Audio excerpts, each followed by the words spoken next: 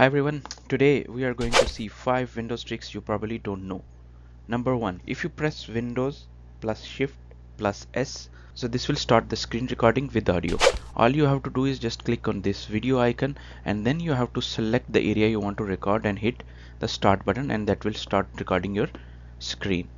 At number 2, if you press Windows plus C, that's open up AI Copilot, and now you can ask the AI questions. So at number 3, if you press Windows plus H, so now you can type by just talking.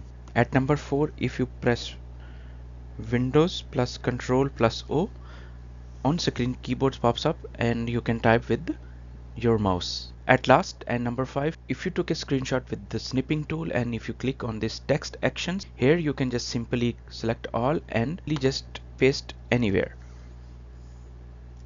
So that's it for today. See you in the next video.